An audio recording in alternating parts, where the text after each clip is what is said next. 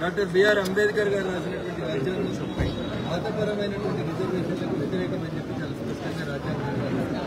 కాబట్టి కాంగ్రెస్ పార్టీ కేంద్ర ప్రభుత్వానికి పంపించినటువంటి బిల్లులోంచి మతపరమైనటువంటి రిజర్వేషన్లను తొలగించి మళ్లీ పంపిస్తే 42% బీసీ బిల్లుకి ఆమోదం చెప్పడానికి భారత ప్రభుత్వానికి ఎట్లాంటి ఇబ్బంది లేదనేది వాస్తవం.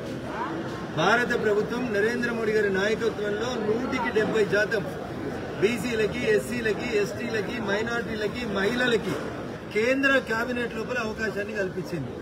ఒకవేళ బీసీల పట్ల రేవంత్ రెడ్డి గారికో రాహుల్ గాంధీ గారికో చిత్తశుద్ధి ఉంటే ఎవరు ఎంత ఉంటే వాళ్ళకంతా అని చెప్పి రాహుల్ గాంధీ గారు పార్లమెంట్ లో మాట్లాడింది.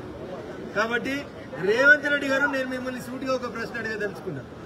మేము 170 మందికి బీసీ, ఎస్సీ, ఎస్టీ, మైనార్టీలకు, మహిళలకు ఎట్లయితే మంత్రి పదవులు ఇచ్చినామో ఈ రాష్ట్ర కేబినెట్ లో 18 మంది కెపాసిటీ అయితే అందులో 10 మందికి ముందు బీసీలకి మంత్రి పదవులు ఇచ్చి బీసీ రిజర్వేషన్ గురించి మాట్లాడితే అది పీసీసీ అధ్యక్షులకైనా రేవంత్ రెడ్డి గారికైనా గౌరవప్రదంగా ఉంటుంది.